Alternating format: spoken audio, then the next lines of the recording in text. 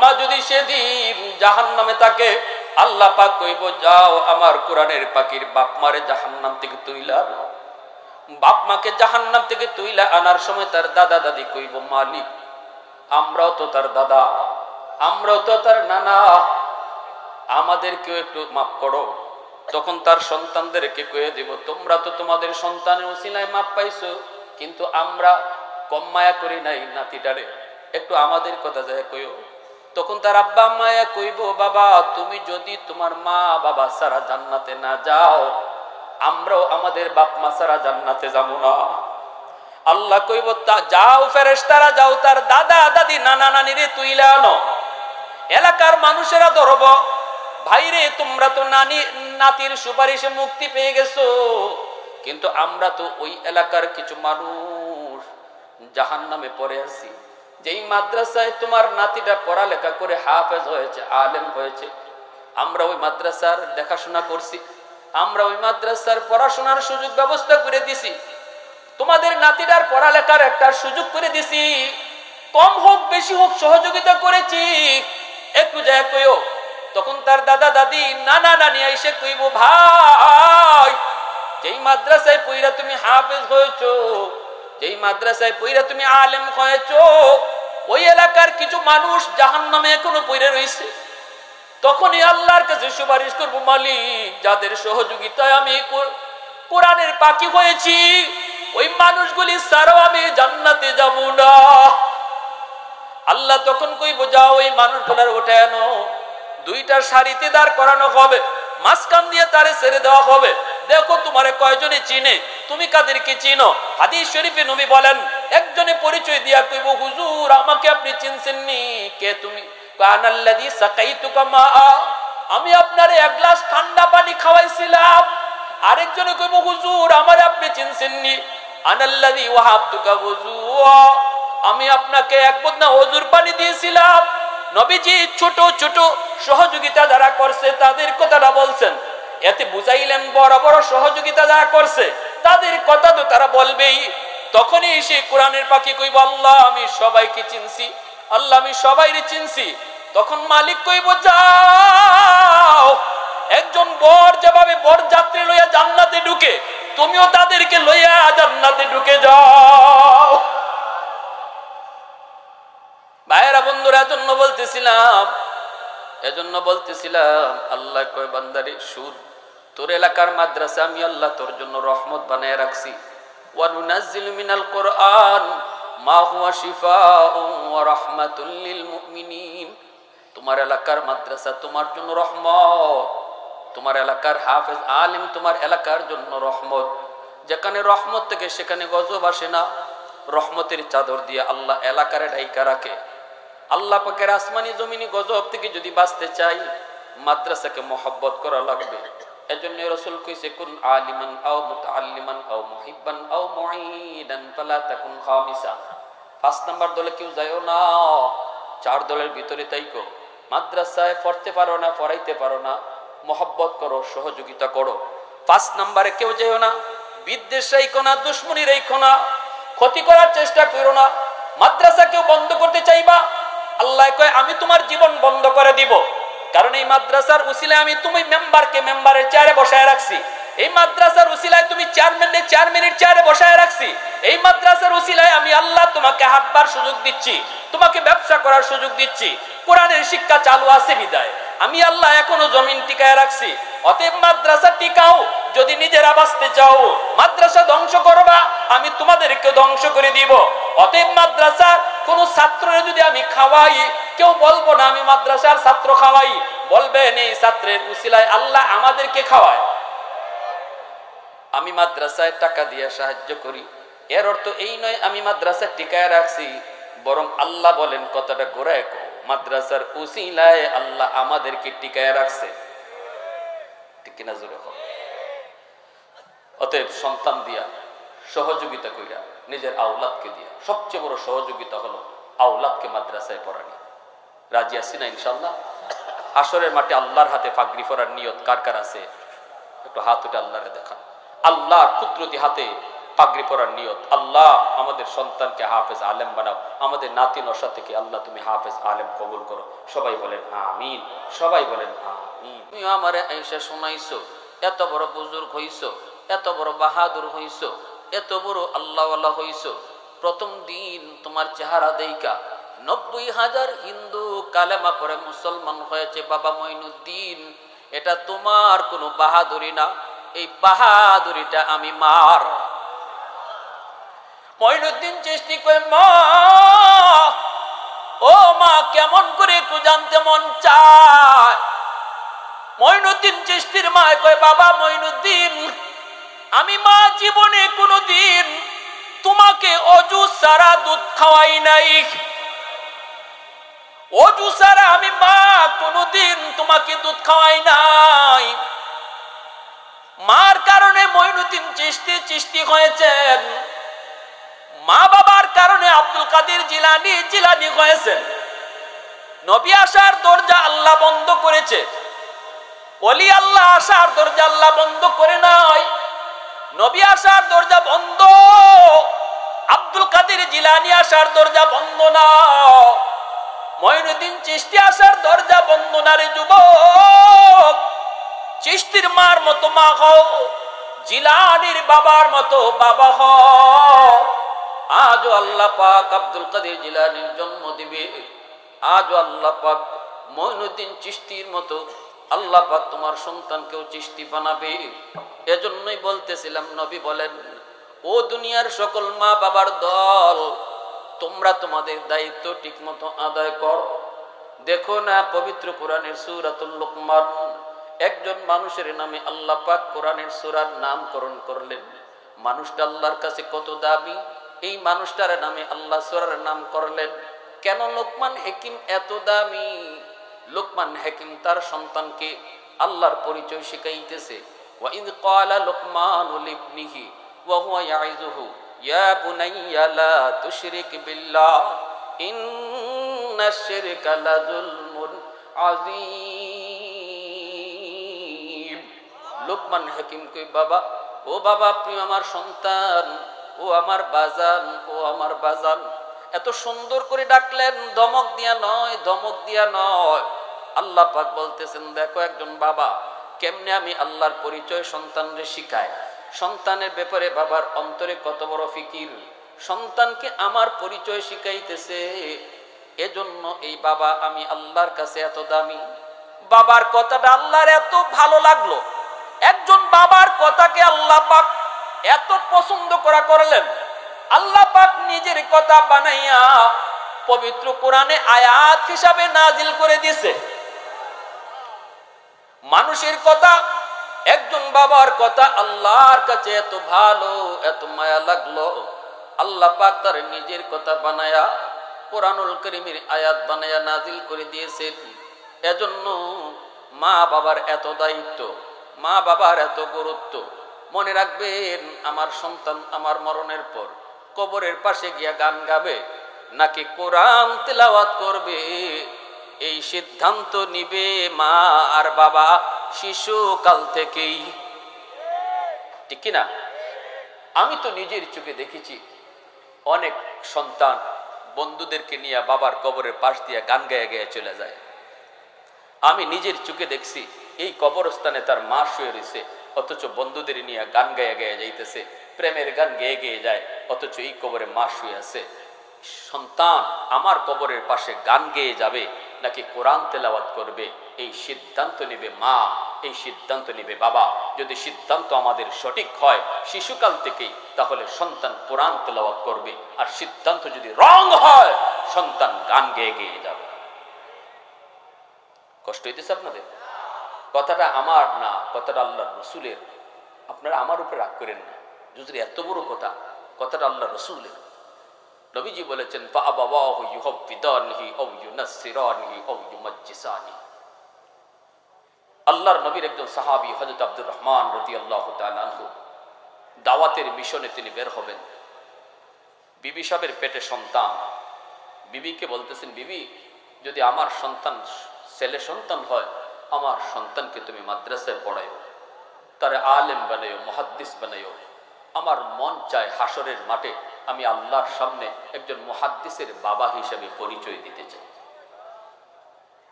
আমার ভাইরা বন্ধুরা, যুবক, এই কথা বলি হযরত আব্দুর রহমান তিনি হিজরতে চলে গেলেন দাওয়াতের কাজে। এই দিকে তার ছেলে সন্তান জন্ম নেওয়ার পর মা তিনি সন্তানকে নিজের দায়িত্বে ধর্মীয় শিক্ষা যা নিজের কাছ থেকে দেওয়ার তিনি তা দিলেন। ঘরের ভিতরে মা হলো তার সর্বপ্রথম শিক্ষক, বাবা হলো তার সর্বপ্রথম শিক্ষক। প্রথম শিক্ষকের কাছ থেকে প্রথম বিদ্যালয় ঘর। এই ঘর থেকে সন্তান যা শিখবার শিশুকালে শিখবে। কি শিখবে? মায় সালাম কালাম সন্তানরে শিখাও, সন্তানকে দোয়া দরুদ শিখাও। শিশুকালে সন্তানকে নিয়ে মা ঘুমাও, ঘুমানোর সময় ঘুমের দোয়া তারে শিখাও, 4 কালেমা তারে মুখস্থ করাও। এইগুলো হলো বাপ মার শিক্ষা। আমার মনে পড়ে আমি যখন ছোট্ট শিশু স্কুলে পড়ি, ক্লাস 4-এ, হয়তো 3-তে বা 4-এ পড়ি, এখনো মনে রয়েছে আমার আব্বা কিন্তু একজন জেনারেল শিক্ষিত মানুষ। আমার আব্বা কিন্তু আলেম নন, তিনি একজন জেনারেল শিক্ষিত। আব্বার পাশে একজন আব্বার বন্ধু আসছেন, তারা গল্প করেন। পাশের রুম থেকে আমি ঘরের ভিতরে ঢুকলাম, কিন্তু সালাম দিছি না। সালাম না দেওয়ার কারণে আব্বার কাছে যাওয়া মাত্রই আব্বা বলেন, বাবা, একজন মুরব্বী মানুষ, তোমার আব্বার বন্ধু পাশে বসা, সালাম কেন তুমি দিলা না? তখনই আমি বলছি আসসালামু আলাইকুম ওয়া রাহমাতুল্লাহ, কিন্তু আব্বা আমার সালাম নিলেন না। আব্বার বন্ধু আঙ্কেল যিনি আছেন তিনি বলতেছেন ওয়ালাইকুম আসসালাম বাবা, আসো আমার মাথায়। তিনি হাত বুলায় দোয়া করেন, কিন্তু আমার আব্বার মন ভালো না। আব্বু বলতেছে বাবা, হয় নাই, এই সালাম আমি নিব না। আমার আঙ্কেল বলতেছে ভাই বাদ দেন, ছোট মানুষ বুঝে না, সালাম তো দিছেই।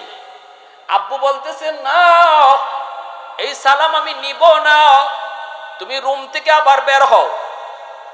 আমি ছোট মানুষ, আব্বু বলতেছে রুম থেকে বের হও, আবার রুমের ভিতরে তুমি ঢুকো, ঢুকবার সময় তুমি সালাম দিয়ে ঢুকো। ওই দিন যে আমি বাবার কথা মনে করে ঘর থেকে বের হয়েছি, আবার তুই ঘরের ভিতরে ঢুকছি সালাম দিয়া, সেই স্মৃতি আমার আজও ভুলি নাই, সেই কথা আজও বলি নাই। একজন আদর্শ বাবা, বাবা হওয়া সহজ, কিন্তু আদর্শ বাবা হওয়া কঠিন। মা হওয়া সহজ, আদর্শ মা হওয়া কঠিন। হযরত আব্দুর রহমান রাদিয়াল্লাহু তাআলা আনহুর বিবি নিজের কাছ থেকে যা শিখানোর শিখাইয়া সন্তানের নাম রাখলেন রবিয়া। বসন্তকালের বাতাস, রবিয়া নাম রাখলেন। সন্তানকে নিয়ে মদিনার মাদ্রাসায় তিনি গেলেন। মক্তবে 1 ঘন্টা পড়াইয়া মুসলমানি শিখানো হয় না রে গোলাম। 1 ঘন্টা মক্তবে পড়ায় যদি কেউ মনে করো আমি আমার দায়িত্ব আদায় করে নিয়েছি, মুসলমানি শিখায় নিয়েছি, হয় না, হতেই পারে না। 1 ঘন্টা মক্তবে পড়ায় তারে মুসলমানি শিখানো যায় না। কোরআনটাই তো সহি শুদ্ধ করে পড়া সম্ভব হয় না। 200 ছাত্র, 250 ছাত্র, 100 ছাত্র, একজন হুজুর 1 ঘন্টা মক্তবে পড়াইবো কি আর পড়া নিব কি? অতএব এর দ্বারা দায়িত্ব আদায় হয় না। ডাক্তার বানাও, ইঞ্জিনিয়ার বানাও, নিষেধ করব না, কিন্তু মিনিমাম তার 5 বছর, 5টা বছর তার মাদ্রাসার নুরানি বিভাগে পড়াইতেই হবে। শিশুকালটা তারে নুরানি মাদ্রাসায় পড়াও, 5 বছর তারে মুসলমানের সন্তান বানাও, কোরআন তারে ভালো করে শিখাও, কোরআনের মহব্বত তার কলিজায় ঢুকাও, আল্লাহর পরিচয় তার দিলের ভিতরে ঢুকাও। এরপরে আমার সন্তান যদি হাই স্কুলে যায় বেনামাজি হবে না, ঢাকা ইউনিভার্সিটি বাংলা বিভাগে যদি ভর্তি হয় নাস্তিকদের দলে যাবে না, সেখানে যায় সে কোরআনের পক্ষে আওয়াজ উঠাবে, আল্লাহ নবীর সৈনিক হিসাবে পরিচয় নেবে। কারণ শিশুকালে তার মা, শিশুকালে তার বাবা 5 বছর, 1 বছর 2 বছর নয়, 5টা বছর তারে মাদ্রাসায় পড়ায়া আল্লাহর প্রেম, নবীর প্রেম কলিজায় ঢুকায়া তারে দিছে। এজন্যই বলতেছিলাম, মাদ্রাসায় ভর্তি করলেন, উস্তাদের নজর কেড়ে নিলেন, সবার নজরে পড়ে গেল রবিয়া অনেক ব্রেইন, অনেক মেধাবী, অনেক জ্ঞানী। মা যদি দিনদার হয়, পর্দা নিশীন হয়, সন্তান মেধাবী হবে, সন্তানের তীক্ষ্ণ জ্ঞান হবে। উস্তাদদের নজরে পড়ে গেলেন, অল্প দিনের ভিতরেই সমস্ত কিতাব মুখস্থ করে ফেলেন। উস্তাদদের চোখে পড়ে গেল, নজরে পড়ে গেল, যেমন তার আদব তেমন তার আখলাক তেমন তার মেধা। এইবার উস্তাদরা একে একে একে একে পড়াইতে পড়াইতে 10 বছর 15 বছর 16 বছর কেটে গেল। এই দিকে মার কাছে আইসে জিজ্ঞেস করে, মা গো আমার বাবা কই?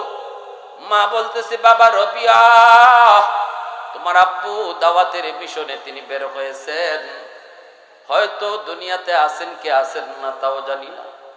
রবিয়া জানতে মন চায়, মা আমার আব্বা কেমন, আব্বার চেহারা কেমন দেখতে একটু মন চায়।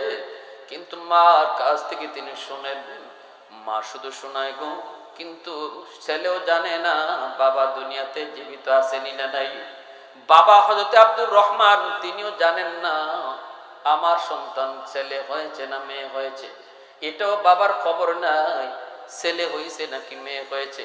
অথচ এইদিকে ছেলে হওয়ার পর মা তার দায়িত্ব আদায় কইরা সন্তানকে 16 বছর মাদ্রাসায় পড়ায়, মদিনার মাদ্রাসার সবচেয়ে বড় মুহাদ্দিস আল্লাহ তারে কবুল করে নিয়েছেন। শুধু তাই নয়, মদিনার মানুষ তারে মহব্বত করে শ্রদ্ধা করে মদিনার মসজিদের ইমাম বানায় দিয়েছেন।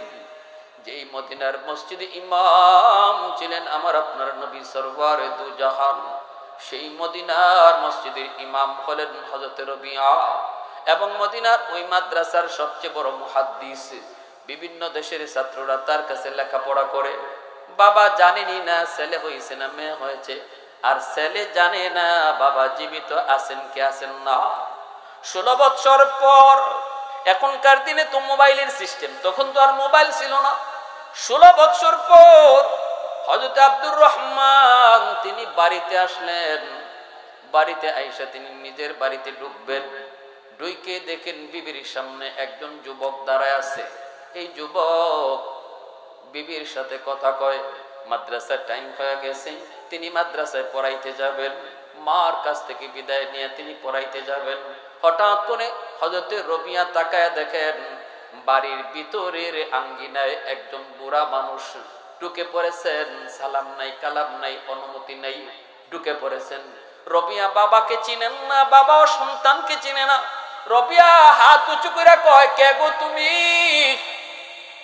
কারো বাড়িতে অনুমতি ছাড়া ঢুকা নিষেধ, সালাম ছাড়া ঢুকা নিষেধ, কে তুমি এখানে দাঁড়াও?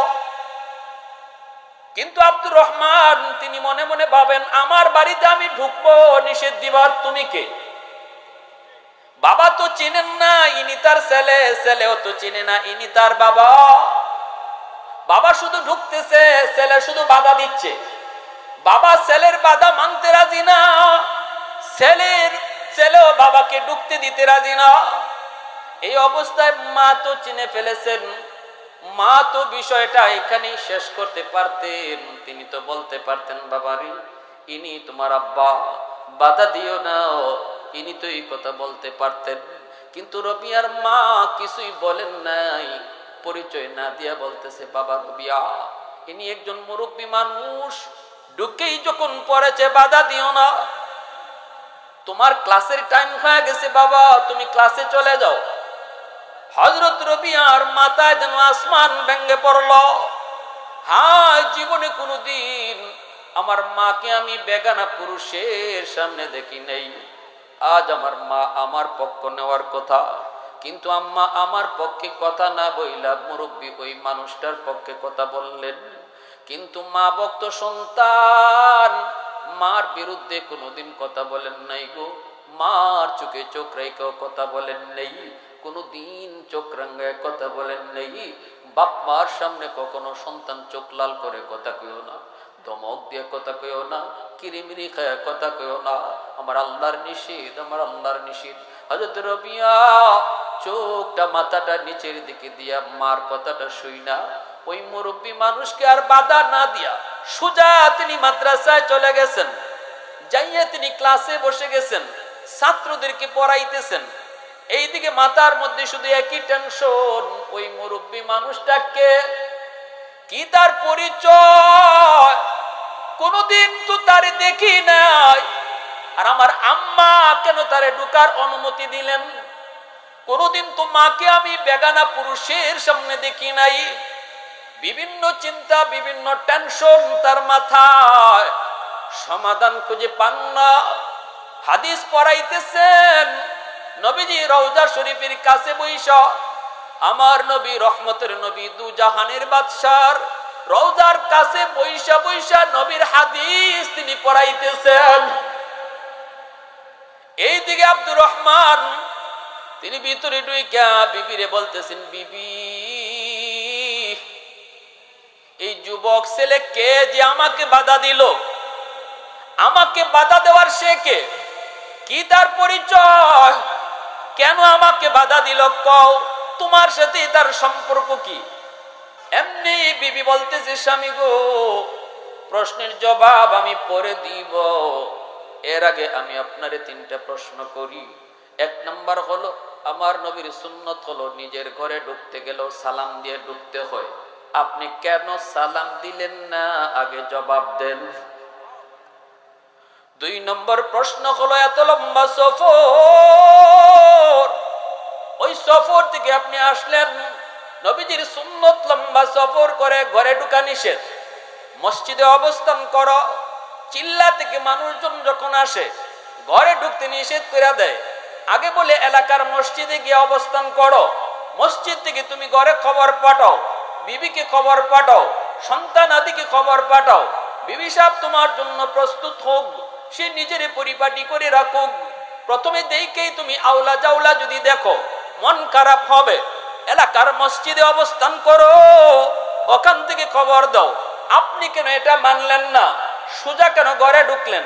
কেন আপনি মসজিদে অবস্থান নিলেন না? 3 নম্বর প্রশ্ন হলো, এতদিন পরে এসেছেন, আমার নবীর রওজা শরীফ কেন জিয়ারত আগে করলেন না? সুবহানাল্লাহ। আর একটু আওয়াজ দেখো না, সুবহানাল্লাহ। আর একটু জোরে কও না, সুবহানাল্লাহ। প্রশংসা করব কার? আর একটু জোরে মালিকের নাম কার? আলহামদুলিমান কাদ্দারা খাইরান ওয়া কাবালা, আলহামদুলিমান কাদ্দারা খাইরান ওয়া কাবালা, ওয়া শুকরু লিমান সাওয়ারা হুসনান ওয়া জামালা, ফারদুন সামাদুন আন সিফাতিল খালকি বারিউন, রব্বুন আযালিয়্যুন খালাকাল খালকা কামালা, লা জিদ্দা ওয়ালা নিদ্দা ওয়ালা হাদ্দা লিমাওলা, লা জিদ্দা ওয়ালা নিদ্দা ওয়ালা হাদ্দা লিমাওলা, আল আনা কামা কানা ওয়ালাম ইয়ালকা যাওয়ালা, আল আনা কামা কানা ওয়ালাম ইয়ালকা যাওয়ালা। মুসলমানের আওয়াজে কও আল্লাহু আকবার। সাথে সাথে হযরত আব্দুর রহমান তিনি চলে গেলেন। আগে নবী রওজা জিয়ারত করবেন, রওজা শরীফের কাছে গিয়া তিনি রওজা শরীফ জিয়ারত করেন, চোখ দিয়ে পানি ঝরে। 16 বছর পর আব্দুর রহমান রাদিয়াল্লাহু তাআলা আনহু তিনি আসেন নবীর রওজার কাছে, চোখ দিয়া তো পানি পড়ারই কথা।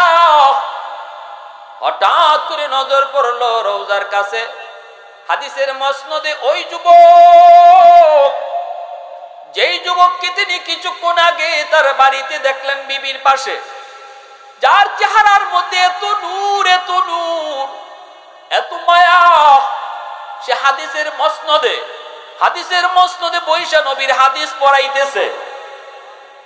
তাও আমার নবীর শোনায়া শোনায়া, সুবহানাল্লাহ। হাদিসের বহুত বড় রাবী হযরত রবিয়াতুর রায়, বহু হাদিস তার থেকে বর্ণিত, বহুত বড় মুহাদ্দিস। তিনি দেখা মাত্রই চোখ দিয়ে দরদর করে পানি পড়ে আর কান্দে, আর মনে মনে কয়, মালিক, এই যুবকের পরিচয় জানি না, কিন্তু আমার মনের ভিতরে একটা তামান্না ছিল, আল্লাহ যদি আমাকে এমন একটা সন্তান দিত, কিয়ামতের ময়দানে যখন মালিক জান্নাতে একটা মুকুট হাতে নিয়ে ডাক দিয়ে কইব, কই তোমরা মা, কই তোমরা বাবা, আমি আল্লাহ মুকুট পরাবো, নবীর বাবা যে কইব মালিক আমি অমুক নবীর আব্বা, আমি অমুক নবীর মা। আল্লাহ কইব আমি নবীর মা বাবাকে তালাশ করি না।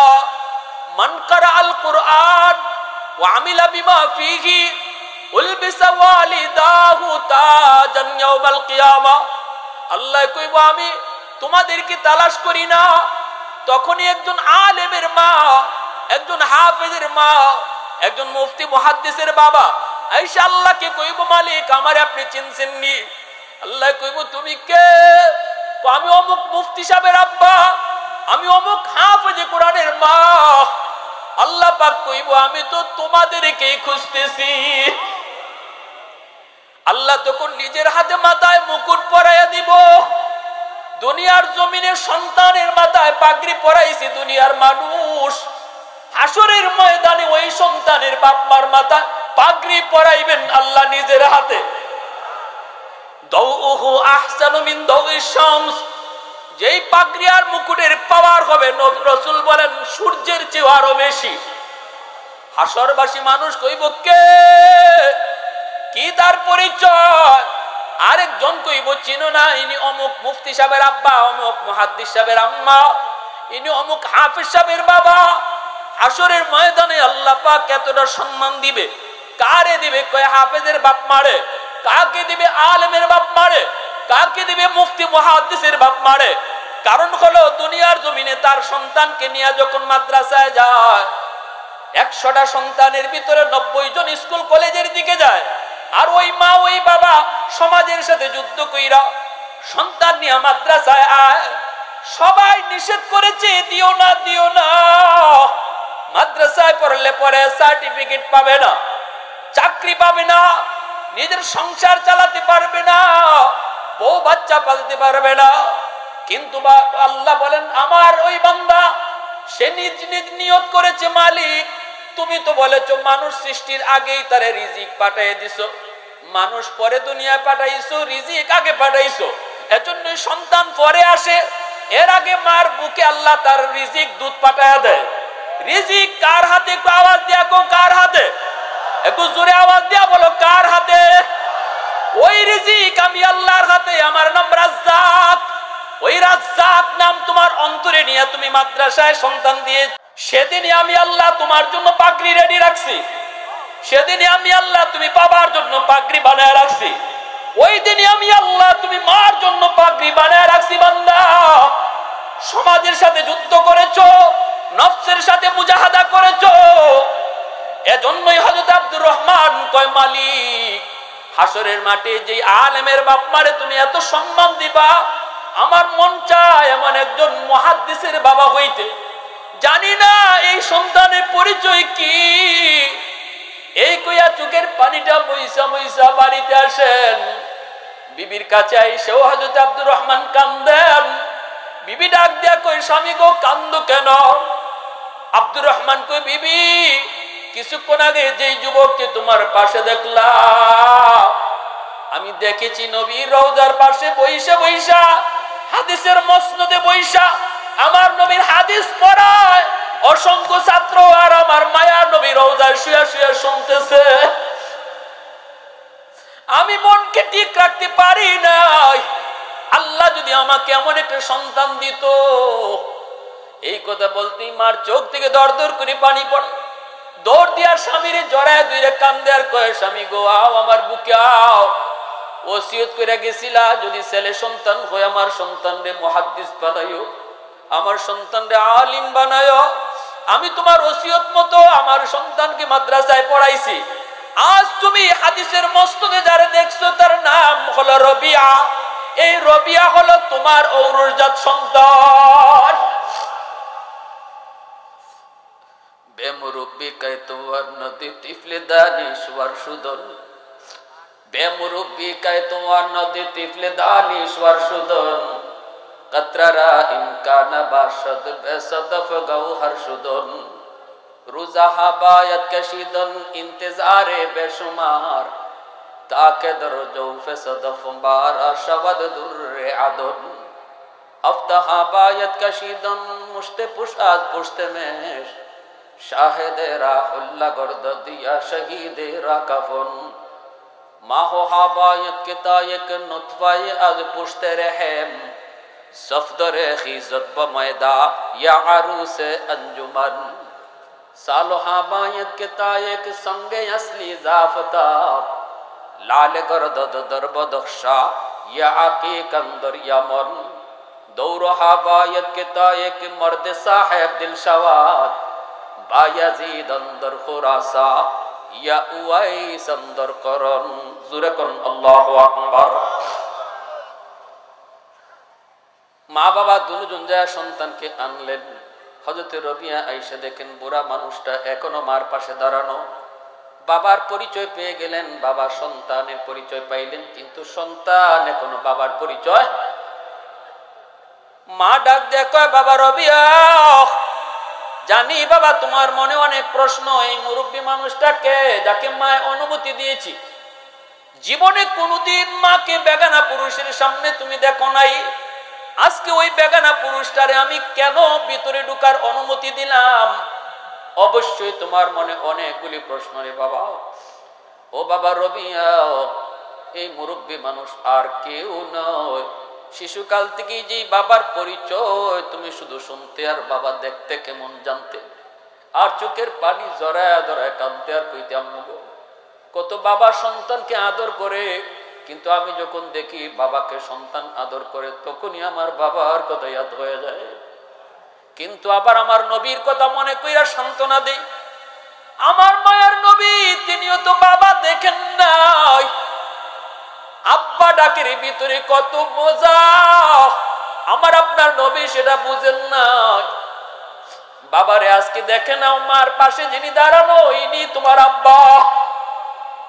সাথে সাথে বাপ বেটা কুলাকুলি করে চোখের পানি ধরে কান্দে, সন্তানে কান্দে, আল্লাহ তুমি যে আমার বাবারে জীবিত রাখছো, তোমার দরবারে হাজার শুকুর। বাবাও কান্দে, আল্লাহ তুমি যে আমার মনের আশা পূরণ করেছ। এইভাবে বাপ বেটা দুজন কান্না করে। এরপরে বাড়ির দিকে রওনা দিবে। ছেলে কইতেছে, আব্বা তুমি আগে হাঁটো। বাবা কই, না বাজান তুমি আগে চলো। কে আগে যাবে আর কে পিছনে যাবে? সম্মানের দিক দিয়ে কে বেশি? বাবা বলতেছে ছেলেরে, আব্বা তুমি আগে যাও। ছেলে কই, না বাবা আপনি আগে যান। কেউ আগে যায় না। এইবার হযরত রবিয়া বলতেছে, মা রে মা, তুমি ফয়সালা দাও, কে আগে যাবে আর কে পিছনে যাবে? মা তখন কই, বাবা রবিয়া, আমি যদি ফয়সালা দেই তাহলে আমার ফয়সালা হলো। বাবা রবিয়া তুমি আগে যাও, আর আমরা বাপ মা তোমার পিছনে পিছনে যাব। হযরত রবিয়া বলতেছে, মা তুমি কেন এমন রায় দিয়েছো? মাদ্রাসায় পড়লে পরে আদব শিখায়, কারণ আমার রাসূল ছিলেন খুলুকে আযীমের অধিকারী, উত্তম আদর্শের অধিকারী ছিলেন আমার মায়ার নবী, রহমতের নবী। ওই নবীর খুলুকে আযীমের ওয়ারিস হলো উলামায়ে কেরাম। এজন্য মাদ্রাসার ছাত্রগুলিও মুআদ্দাব হয়। মাদ্রাসার ছাত্রগুলির শিক্ষার জীবনের 1 নম্বর শিক্ষা হলো আদব শিখানো, উস্তাদের জুতা সোজা করে দেওয়া, মুরব্বিদের দেখলে সম্মান করা, বাপ মাকে সালাম দেওয়া, বাবার সাথে মুসাফা করা। এই জিনিসগুলি মাদ্রাসায় শেখানো হয়। উস্তাদ ভিতরে ঢুকছে, মাদ্রাসার ছাত্র জুতা সোজা করে রাখছে। আখলাক শেখানো হয় মাদ্রাসায়। কার আখলাক? পৃথিবীর সর্বশ্রেষ্ঠ মহামানবের আখলাক, যেই আখলাকের নাম হলো খুলুকে আযীম, যেই আখলাকের ঘোষণা আল্লাহ পাক কসম খায়া দিবেন। আল্লাহ কইছে, নুন ওয়াল কলামি ওয়ামা ইয়াসতুরুন। আল্লাহ কই, আমি আল্লাহ কসম খায়া বলতেছি বন্ধু, তুমি পাগল নাও, আমি তোমাকে দুনিয়ার শ্রেষ্ঠ আখলাক ওয়ালা বানাইছি। সুবহানাল্লাহ, পৃথিবীর সর্বশ্রেষ্ঠ আখলাক ওয়ালা তোমারে বানাইছি। আমি কসম খায়া বলতেছি, উত্তম চরিত্রের অধিকারী তোমাকে বানাইছি। উলামায়ে কেরাম নবীর ওয়ারিস, উলামায়ে কেরাম নবীর খুলুকে আযীমের ওয়ারিস। ওই মাদ্রাসার ছাত্র হযরত রবিয়া কই, মা আমার আব্বা তো আগে যাবেন, আমি পিছনে যাব, কিন্তু তুমি কেন এই সিদ্ধান্ত দিয়েছো আমি আগে যাব তোমরা পিছনে যাবা? এই কথা বলতেই মার চোখ দিয়ে পানি ঝরে। মা কান্দে আর কই, বাবা রবিয়া, দুনিয়ার জমিনও আল্লাহ তোমারে আমাদের আগে রাখছে, হাসরের ময়দানও তুমি আগে আগেই যাবে, আর আমরা তোমার পিছনে পিছনেই জান্নাতে যাব। দুনিয়ার জমিনে আল্লাহ তোমারে মদিনার মসজিদের ইমাম বানাইছে, ছেলে যদি ইমাম হয়, বাবা যদি মুক্তাদি হয়, বাবা পিছনেই দাঁড়ায়, ছেলে সামনে দাঁড়ায়। দুনিয়ার মসজিদও তুমি সামনে, তোমার বাবা তোমার পিছনে। হাসরের ময়দানেও আল্লাহ পাক কইব, ইয়া মাশারাল উলামা তামাইয়াজু বাইনাহুম, ও উলামায়ে কেরাম।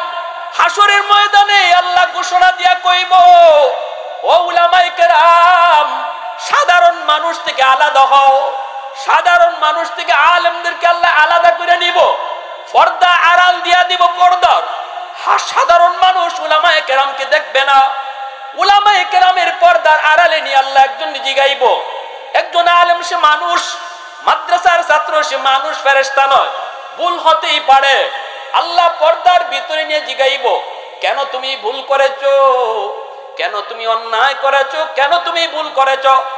তখনই ওই আলেম কইব, মালিক তোমার কোরআনের ইজ্জতে আমি মাপ চাই। আল্লাহ পাক রব্বুল আলামিনের কুদরতি কলিজা তখন নরম হয়ে যাইব।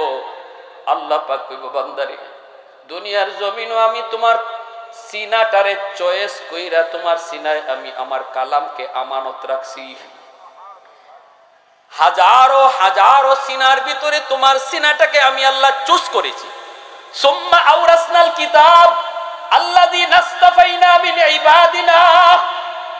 আল্লাহ বলতেছে, হাজারো হাজারো বান্দা বান্দির ভিতর থেকে যার সিনাকে আমি আল্লাহ চয়েস করেছি, এবার সে রিকশাওয়ালার ছেলে হোক, এবার সে কোনো দিন মজুরের ছেলে হোক, এবার সে কোনো গরিবের সন্তান হোক, সিনাকে যদি আমি আল্লাহ চয়েস করি, ওই সিনাতে আমি আমার কালাম আমানত রাখি। এমপির ছেলে হলেই হাফেজ কোরআন হয় না, মিনিস্টারের পোলা হইলেই হাফেজ হওয়া যায় না। কোরআনের হাফেজ ক্ষমতা দিয়া কিনা যায় না, অর্থ দিয়া কিনা যায় না। আল্লাহ বলে, এটা আমার একান্তই নির্বাচন। নবী কারে বানাবো, এটা যেমন আমার নির্বাচন। আলেম মুফতি মুহাদ্দিস কারে বানাবো, এটাও আমি আল্লাহ নির্বাচন। ও বান্দা, তোমার সিনায় কালাম দিয়েছি জাহান্নামের আগুনে সিনা জ্বালানোর জন্য নয়। যাও, আমি আল্লাহ তোমাকে কোরআনের ইজ্জতে মাফ করে দিছি। ওয়ালা উবালি ওয়ালা উবালি ওয়ালা উবালি, আমি আল্লাহ কারো কোনো পরোয়া করলাম না, আমি কারোর মুখের দিকে চাইলাম না। যাও, তোমার মাফ করে দিছি। এই মাফ করাটা হাসরবাসী সাধারণ মানুষ দেখবেও না, শুনবেও না। একজন আলেমকে আল্লাহ কি জিগাইছে, হাসরবাসী মানুষ দেখবেও না, শুনবেও না। উলামায়ে কেরামের ইজ্জত আল্লাহ হাসরের ময়দানে পর্দার ভিতরে রেখে আল্লাহ ইজ্জত রক্ষা করব। আজ আমি দুনিয়ার মানুষ, একজন আলেমের ইজ্জত আমি বাজারে নষ্ট করলাম, একজন মাদ্রাসার ছাত্রের ইজ্জত আমি চার দোকানে বৈশা নষ্ট করলাম। আমার আল্লাহ যদি দোষ গোপন রাখতে পারলো, আমি মানুষ হয়ে আলেমের দোষ গোপন রাখতে পারলাম না, আমি ইমামের দোষ গোপন রাখতে পারলাম না। আল্লাহ গোপন রাখে, আমি পারি না। আমি কত বড় নালায়েক, কত বড় নালায়েক। ওই দিন আল্লাহ পাক কইব, যাও তুমি জান্নাতে যাও। তখনই কইব, মালিক আমি একা যাবো না, আমার আম্মা আব্বার সাথে দাও। সবাই বলেন আমিন। ওয়া আখির দাওয়ানা আনিল হামদুলিল্লাহি রাব্বিল আলামিন। আল্লাহুম্মা সাল্লি আলা মুহাম্মাদ ওয়া আলা আলি মুহাম্মাদ কামা সাল্লাইতা আলা ইব্রাহিম ওয়া আলা আলি ইব্রাহিম ইন্নাকা হামিদুম মাজিদ। সাবেক মুহতামিম সবকু আসসালামু আলাইকুম ওয়া রাহমাতুল্লাহি ওয়া বারাকাতুহু।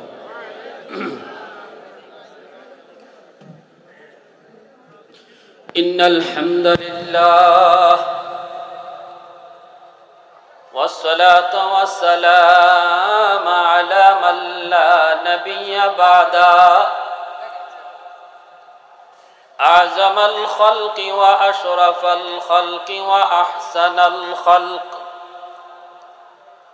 وأجمل الخلق وأنور الخلق وأكمل الخلق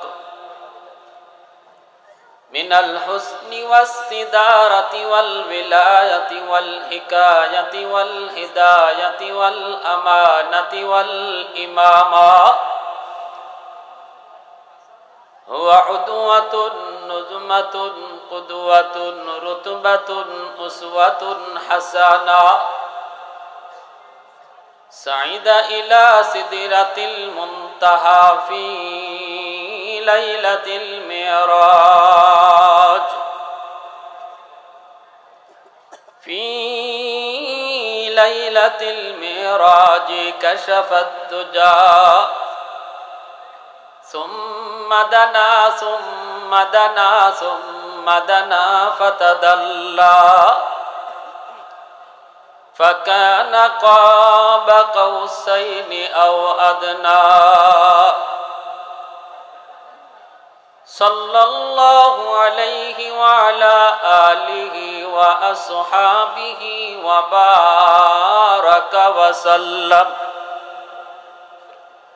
وبارك وسلم تسليما كثيرا كثيرا أما بعد فأعوذ بالله من الشيطان الرجيم بسم الله الرحمن الرحيم وننزل من القرآن ما هو شفاء ورحمة للمؤمنين وقال رسول الله صلى الله عليه وسلم إن العالم يستغفر له من في الأرض ومن في السماء حتى الحيتان في جوف الماء وفي رواية النملة في جحرها أو كما قال النبي عليه الصلاة والسلام اللهم صل على محمد وعلى آل محمد كما صليت على إبراهيم وعلى آل إبراهيم إنك حميد مجيد اللهم بارك على محمد وعلى آل محمد كما باركت على إبراهيم وعلى آل إبراهيم إنك حميد مجيد उल्फत में तेरी वैसी ने दंदान को तूरा बुबकर उमर नक्श कदम तेरा न छूरा उल्फत में तेरी वैसी ने दंदान को तूरा बुबकर उमर नक्श कदम तेरा न छूरा आयुष्क नबी वाकी असरार मदीना सुल्तान का सुल्तान है सुल्तान मदीना सरकार का सरकार है सरकार मदीना गुलजार का गुलजार है गुलजार मदीना अल्लाह ने मक्का ही में ये काबा बनाया इस काबा का काबा तेरी मरकद को बनाया अल्लाह ने मक्का ही में ये काबा बनाया इस काबा का काबा तेरी मरकद को बनाया ऐसा लम्हा जी चले जा राह मदीना सुल्तान का सुल्तान है सुल्तान मदीना सरकार का सरकार है सरकार मदीना गुलजार का गुलजार है गुलजार मदीना ला इलाहा इल्लल्लाह ला इलाहा ইল্লাল্লাহ, সবাই লা ইলাহা ইল্লাল্লাহ।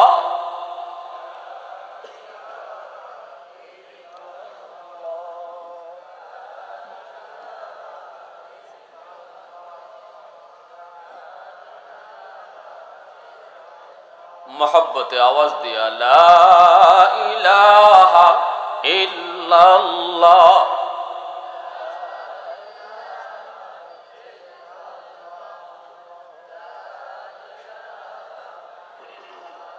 ये जिक्र खुदा दिल में सदा रखने दिया कर, और नक्श खुदा दिल में जमा रखने दिया कर। क्या जाने हा किस लम्हे कोई फضل इलाही, हर वक्त दौरे क़ल्ब ख़ला रखने दिया कर। मुर्शिद की नजर गज़ बसर से न होती है, क्या खुश नजरी खुश नजरी खुश नजरी है। क्या खुश नजरी खुश नजरी खुश नजरी है। दिल तूर की दिल जोर दिया सबका खुदा से, क्या दिल शिकानी दिल शिकानी है। क्या दिल शिकानी दिल शिकानी है। अल्लाह अल्लाह अल्लाह अल्लाह अल्लाह अल्लाह अल्लाह अल्लाह।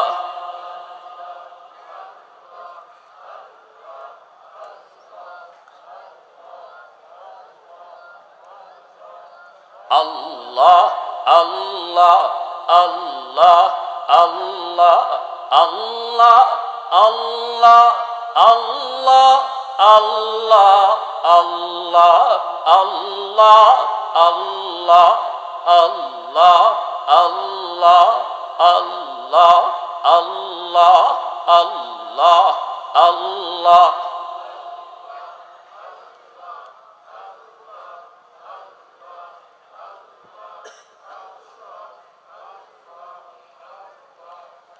ला इलाहा इल्लल्लाहु मुहम्मदुर रसूलुल्लाह। जोरे सुरे बोले सल्लल्लाहु अलैहि वसल्लम।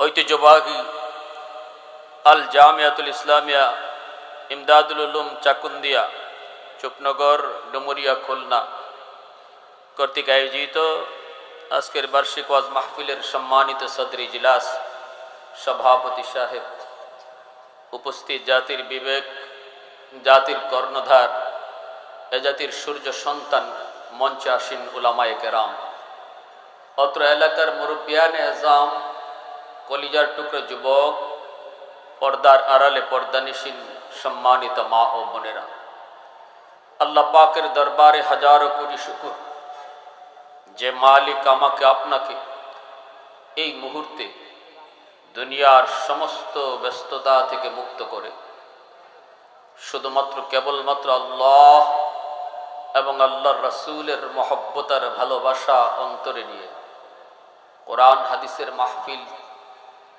তথা জান্নাতি বাগানের জান্নাতি সামিয়ানার নিচে আমাকে আপনাকে আসার বসার কিছু দিনই কথা শোনার তৌফিক দিয়েছেন।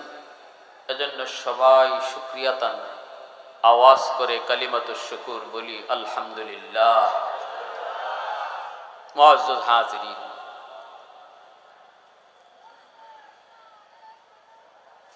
দুই ধরনের শিক্ষা আমাদের সমাজে চলে। একটা হলো জাগতিক শিক্ষা, আরেকটা হলো দ্বীনি শিক্ষা। জাগতিক শিক্ষা বলতে আমরা বুঝি স্কুল কলেজ ভার্সিটি, আর দ্বীনি শিক্ষা বলতে বুঝি কোরআনী শিক্ষা। এই দোনোটা শিক্ষাই দরকার, একটা বাদ দিয়ে আরেকটা হয় না। মাদ্রাসা থেকে ডাক্তার ইঞ্জিনিয়ার বের হয় না, মুফতি মুহাদ্দিস বের হয়। স্কুল কলেজ ভার্সিটি থেকে মুফতি মুহাদ্দিস বের হয় না, ডাক্তার ইঞ্জিনিয়ার বের হয়। একটা দেশ বা একটা জাতি চলতে হলে মুফতি সাহেবের যেমন দরকার, ডাক্তারেরও তেমন দরকার। কিন্তু তুলনামূলক যদি বিশ্লেষণ করি কোন শিক্ষাটার বেশি প্রয়োজন, তাহলে আমরা দেখব দুই শিক্ষার মধ্যে আকাশ পাতাল ব্যবধান। 19-20 নয়, আসমান জমিন ব্যবধান। পবিত্র কোরআনুল কারীমের সূরাতুর রহমানে আল্লাহ এর জবাব দিয়েছেন। তফাৎটা আল্লাহ নিজে বলেছেন। আল্লাহ পাকের ভাষায় কোরআনের শিক্ষা মানুষকে মানুষ বানায়, মানুষকে মানুষ বানায়। আর রহমান আল্লামাল কুরআন খালাকাল ইনসান। কেন আল্লাহ কোরআন শিক্ষার কথা আগে আনলেন, মানুষ সৃষ্টির কথা পরে নিলেন? অথচ বাস্তবতায় আমরা দেখি মানুষ আগে জন্ম নেয়, তারপরে বিদ্যা অর্জন করে, যেটাই করুক। কিন্তু এখানে আল্লাহ বাস্তবতার ভিন্ন করলেন। মানুষ সৃষ্টির কথা নিলেন পরে, কোরআন শিক্ষার কথা আনলেন আগে। রহমান হচ্ছেন তিনি যিনি কোরআন শিখান, মানুষ সৃষ্টি করেন। কেন? এমন হওয়ার কথা ছিল, রহমান তিনি যিনি মানুষ সৃষ্টি করেন তারপরে কোরআন শিখান। এটা ছিল নিয়ম, সিস্টেম। কিন্তু আল্লাহ সিস্টেম ঘুরায় ফেললেন। কেন ঘুরালেন? এই কেনর জবাব দিতে যায় মুফাসসিরিনে কেরাম প্রত্যেকেই যার যার তাফসীরের ব্যাখ্যা করেছেন। আল্লাহ একথার ইঙ্গিত দিলেন, মানুষ তখনই তুমি, আমি আল্লাহর কাছে মানুষ যখন তোমার কাছে কোরআনের শিক্ষা থাকবে। তোমার জীবনে যখন হালাল হারাম, জায়েজ নাজায়েজ, বৈধ অবৈধ, আমি আল্লাহর পরিচয়, আখিরাতের ফিকির, এগুলি যখন তোমার জীবনে থাকবে, পাওয়া যাবে, তখনই তুমি, আমি আল্লাহর কাছে মানুষ। আর যদি এই জিন্দেগি তোমার না থাকে, মন চাহি জিন্দেগি চলে, আমি আল্লাহর কাছে মানুষ না, মানুষের কাছে মানুষ হলো, আমার কাছে তুমি মানুষ না। যে মানুষটার জীবনে হালাল নাই, হারাম নাই, জায়েজ নাই, নাজায়েজ নাই, বৈধ নাই, অবৈধ নাই, যা পায় তা খায়, যা করতে মন চায় তাই করে, যেখানে রাত কাটাতে মন চায় তার সাথেই রাত কাটায়। আল্লাহ বলেন সে হাতে পায়ে মানুষ হলো, দেখতে মানুষের মতো হলো, আমি আল্লাহর কাছে সে হায়ওয়ানের মতো। উলাইকা কাল আনআম। অন্যত্র আল্লাহ বলেছেন উলাইকা কাল আনআম, সে হায়ওয়ানের মতো। একজন হায়ওয়ান, একটা গরু, একটা ছাগল, পশু পাখি, তাদের জীবনে যেমন বৈধ নাই, অবৈধ নাই, হালাল নাই, হারাম নাই, জায়েজ নাই, নাজায়েজ নাই। গরু যা মন চায় তা খায়, গরু যা করতে মন চায় তা করে। একটা হায়ওয়ান যার সাথে মন চায় তার সাথে মিলে। তুমি মানুষ হয়েও যদি তার মতোই চলো, তাহলে আমি আল্লাহর কাছে তোমার জীবন আর হায়ওয়ানের জীবনে কোনো তফাৎ নাই। কথাটা কার? জোরে বলেন, কথাটা কার? তাহলে কোরআনের শিক্ষা আল্লাহর ভাষায় মানুষকে মানুষ বানায়, আমার আপনার সন্তানকে মানুষের সন্তান বানায়। মুরগির বাচ্চা জন্ম নিলে মুরগি হয়, মানুষের বাচ্চা জন্ম নিলেই মানুষ হয় না, তারে মানুষ বানাতে হয়। আর আল্লাহ বলেন মানুষ বানানোর শিক্ষা হলো কোরআনের শিক্ষা।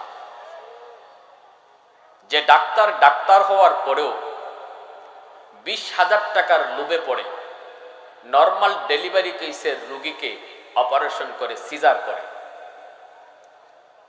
ভালো করে ডাক্তার জানে যে নর্মাল ডেলিভারি হবে, তারপরেও কয় না, সিজার করতেই হবে, নয়তো মাও মারা যাবে, বাচ্চাও মারা যাবে। ভুল রিপোর্ট যে ডাক্তারে দিল, মাত্র 20,000 টাকার লোভে পড়ে, মাত্র 30,000 টাকার লোভে পড়ে। যে ডাক্তারের কাছে টাকার দাম আছে, আমার একজন সুস্থ মার জীবনের দাম নাই, এই ডাক্তারকে ডাক্তার বলবেন না ডাকাত বলবেন?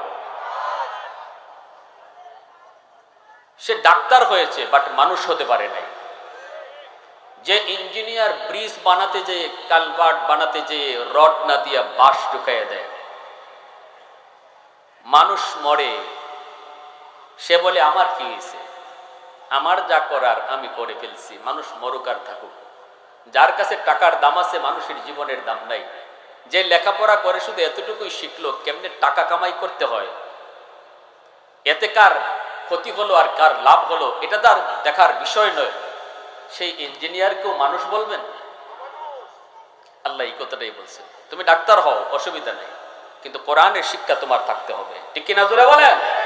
তুমি ইঞ্জিনিয়ার হও, প্রফেসর হও, ব্যারিস্টার হও, অসুবিধা নাই, কোরআনী জিন্দেগি তোমার থাকতে হবে, কোরআনের সাথে সম্পর্ক থাকতে হবে, ইসলামী জিন্দেগি তোমাকে মানতে হবে, হালাল হারাম বুঝতে হবে, জায়েজ নাজায়েজ মেনেই চলতে হবে, তবেই তুমি মানুষ।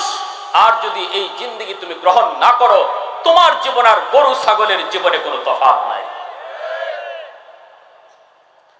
বলবেন হুজুর তাহলে যে মানুষগুলাকে আল্লাহ মানুষ কয় না, ওদেরকে খাওয়ায় কেন, পালে কেন? এর একটা সুন্দর এক্সাম্পল দিয়েছেন হাকিমুল উম্মত মুজাদ্দিদ মিল্লাত মাওলানা আশরাফ আলী থানভী রাহমাতুল্লাহ আলাইহি। ইনি বলেন, আমরা যারা জমি জমা করি, ধান করি, ধান খেতে যে জমির মালিক ধান করে, চাষাবাদ করে, সে জানে ধানের সাথে চিটা ধানও আছে, তারপরেও কিন্তু জমিতে সার দেয়, জমিতে পানি দেয়, জমিতে ধানের সেবা নেয়, সেবা দেয়, সব কিছুতেই ধানের সাথে চিটাও এই সেবায় শরিক থাকে। উদ্দেশ্য তার ধানকে সেবা দেওয়া, উদ্দেশ্য সার ধানকে দেওয়া, উদ্দেশ্য হলো সবকিছুর টার্গেট ধান, কিন্তু ধানের রং ধরার কারণে, ধানের নমুনা ধরিয়া চিটা থাকার কারণে এই চিটাও ধানের সকল সুবিধা ভোগ করে। ঠিক কিনা জোরে বলেন? কিন্তু মালিক ভালো করে এটা বুঝে যে একদিন এই চিটা ধানের সাথে থাকবে না, জমিতে আছে, বাট একদিন কিন্তু চিটা আলাদা হবেই হবে। কিভাবে আলাদা হয়? আপনাদের এলাকায় ধান কেটে যখন বাড়িতে আনা হয়, আনার পরে জানি না আপনারা কিভাবে কি করেন, আমাদের সিলেটে যেটা করে যে এরকম বাড়ির সামনে যে কিছু খালি জায়গা থাকে, এখানে ধানকে এটা লম্বা করে বিছায়, তারপরে দুই দিকে দুইজনে কুলা নিয়ে বাতাস করে, করে কি করে না?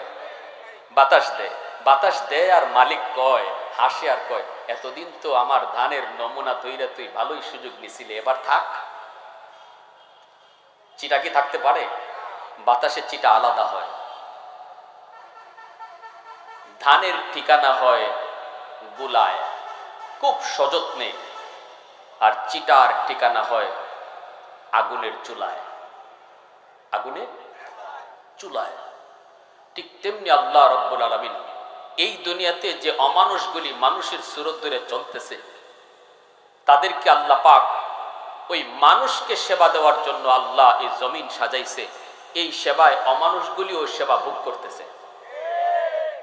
কিন্তু আল্লাহ ভালো করে জানে একদিন আলাদা হবেই, তোমরা আলাদা করবই, আমি আল্লাহ বাতাস দিব, কোলা দিয়া বাতাস দিয়ে আলাদা করব। আল্লাহ পাকের বাতাসের কথাটা আল্লাহ পবিত্র কোরআনের সূরা ইয়াসিনে বলেছেন, ওয়ামতাজুল ইয়াউমা আইয়ুহাল মুজরিমুন